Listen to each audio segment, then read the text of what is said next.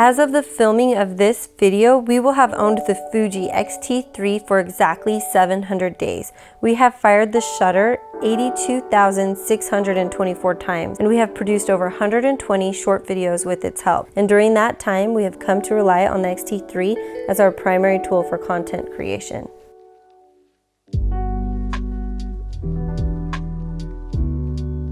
And that's why to us it is so pleasing to say to you that with the currently reduced cost of the X-T3, never in the history of hybrid photo and video cameras have we ever had a camera of this capability at the price point that it's at now.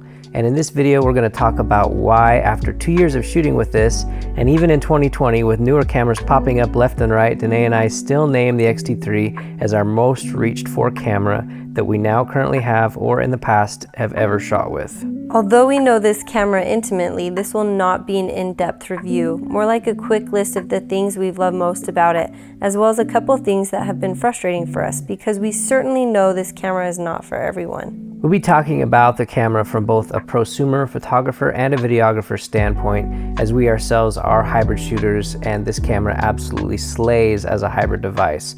Let's start with the photographic capabilities. As photographers who appreciate and enjoy the act of taking the photo nearly as much as the final result, we appreciate the styling and usability of the Fuji X-T3. We find the classic styling attractive, the placement of the dials and buttons intuitive, and perhaps most important, we find it an absolute pleasure to use. As travelers, multitasking parents, event and portrait photographers, and generally just the sort of people who take our cameras with us everywhere we go, we love how well the X-T3 balances a more than capable 26 megapixel APS-C sensor size with a compact body size. Coupled with tiny lenses, which are beautiful in both form and function, with this system we find less reason to leave the house without a camera. And in public places, the inconspicuous design of the X-T3 attracts less attention than a massive full-frame camera might. Many people will claim that you must shoot with a full frame to shoot professionally, to have legitimacy, or to be taken seriously. But the X-T3 accompanies us to all of our professional jobs and is performed without any major issues. And more importantly, the images we are able to capture are every bit as good for these purposes as any high-end full-frame camera, which might be 2 or even 3 times as expensive. After all, a camera does not a professional make. So if not a camera, what does a professional make? Well, this seems like a great point to pause and take a minute and thank this video's sponsor, Skillshare, where you can go and learn from thousands of professionals about how to make money in photography, videography, graphic design, UX design, and many other creative fields. As semi-professionals ourselves, we're always looking for ways to take our craft to the next level and be able to make more money as a result. One class in particular that resonated with me was Advanced Video Editing with Adobe Premiere 2020. Instructor Jordy is one of the internet's resident experts on Premiere Pro, and the tools and techniques in this crash course are extremely helpful for us run-and-gun, do-it-yourself content creator types who use Premiere Pro as a video editing platform. But this is just the tip of the iceberg for those of you who are looking to shoot in any professional video or photo setting. So if this class and others sounds interesting to you, the first 1,000 of our subscribers to click the link in the description will get a 2-month free trial of premium membership so you can explore your creativity.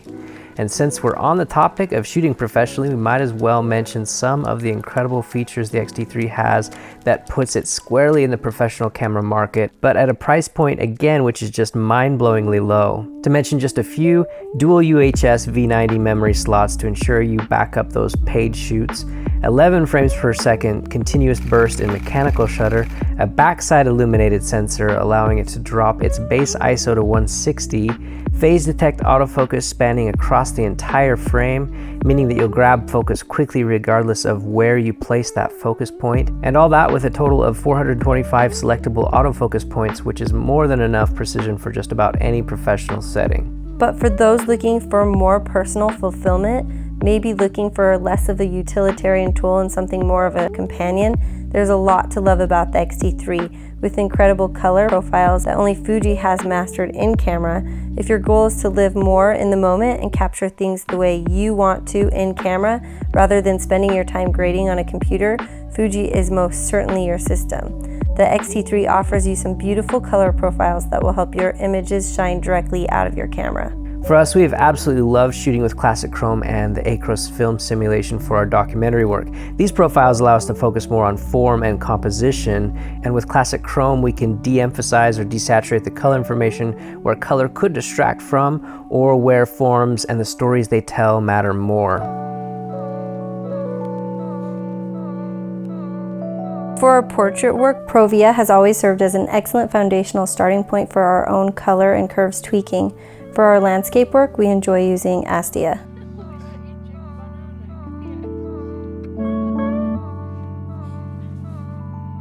One thing that has always concerned us about Fuji mirrorless camera is their durability. They have a history, and us using their cameras have a history of durability problems. We can't really sugarcoat it here. Fuji just doesn't seem to have the same level of reliability as some other camera brands. However, to date, the X-T3 has been the most reliable and durable Fuji camera we've shot with. After 2 years of heavy use, several hard drops, and lots of content creation in our dusty, sandy wasteland where we live and shoot, it's still plugging right along. The only issue we've experienced is the green flickering on the LCD and EVF occasionally, which is only a minor annoyance, happens very rarely, and has not interfered with our ability to shoot. So those are our biggest reasons for loving this camera for photography, and for me personally, it's also been my favorite camera to shoot with of all time.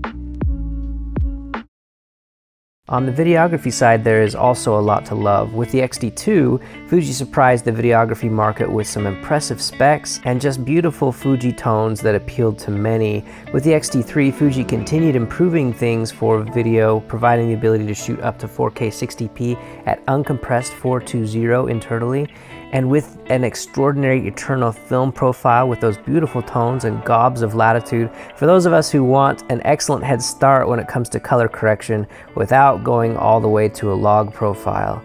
Another thing I love about the X-T3, and it might seem like a silly or a small thing, but for someone who shoots hybrid video and photo constantly, it's actually really a nice touch. The ability to remove the port cover, which makes plugging in all of the things much easier, but when we go back to photo mode, we still get that weather sealing. The last thing worth mentioning that we have appreciated about the X-T3 is the continued R&D and support that Fuji gave it even long after the initial release. With subsequent firmware releases, we saw many improvements, including bug fixes, autofocus improvements, the face selection feature, and gimbal support. So these are a few of the things that we love most about the X-T3. Now let's talk about a few things that have frustrated us about the X-T3. And to be clear, most of our frustrations are small. For instance, the shorter battery life can be a slight inconvenience, especially when we forget to charge a bunch of batteries or misplace our spares. But in general, we're willing to trade shorter battery life for a smaller camera body profile. A bigger frustration is one that I've experienced on a regular basis as someone who switches between photo and video at a regular cadence, and that is the lack of stored settings separately between video and photo. The X-T4 solves this issue with a dedicated dial for switching modes and the ability to store settings separately in memory. But the X-T3 has no such ability. Unless you consider the video silent mode setting a solution, this feature allows you to change the video setting digitally so that there aren't any loud clicks of dials if you're needing stealth and silence when doing videography. But I don't consider this a viable solution to the problem, as it's extremely frustrating to try to adjust settings in this mode. So as it is, when I need to switch back and forth between video and photo, I end up having to turn a bunch of dials every time, and it does, on occasion, cause me to miss shots or have to compromise on optimal settings. Going back to photo mode, another frustration is the eye detection, which, while is miles better than the Fuji used to have, and also miles better than Panasonic or other systems which rely on contrast detection for autofocus, the eye detection in the X-T3 is imperfect, and for portrait photography, we find that on occasion we will miss focus on the eye, even though the back of the camera led us to believe we had it nailed. This just never happens with Canon and Sony, and to protect ourselves from this in a portrait setting, we usually end up taking multiples of each pose to ensure we don't miss focus on that eye. But the good news here is that the eye misfocus here is rare and certainly the exception rather than the rule. The last, what I would call big issue, is actually a controversial one, and maybe one that a lot of you won't care a lot about, but for me personally, I've just come to have a distaste for the XTrans sensor in Fuji X devices like the X-T3. There's a lot that goes into this. Some of it is just personal taste, But some of it is that I don't feel that the XTrans technology offers anything special to consumers in 2020, and certainly not the benefits that it provided or the advantages it provided over a bare sensor back in 2012. If you're not sure what all this means, follow the link in the description to get some of my deeper opinions and thoughts on this matter. Finally, if we're getting really nitpicky, I've never really been a fan of the nubby joystick on the XT cameras. Other brands like Nikon seem to know how to design a pleasant to use joystick, which allows some decent surface area and precision, while Fuji's joysticks have always felt like an afterthought. It seems placed on the back of the camera almost like an apology rather than an asset. It's something that I've long wished Fuji would improve. But that's it, everything we love and don't love about this really superb camera. And hopefully we've shown that the things to love far outnumber the things not to. In our opinion, there really is no better value for dollar in the mirrorless camera market currently anywhere. If you've been thinking now might be the time to upgrade, do it. You really can't go wrong here. But whatever you shoot with, we wish you the best in all of your creative endeavors. Remember to do good with your camera, and we'll talk to you again real soon.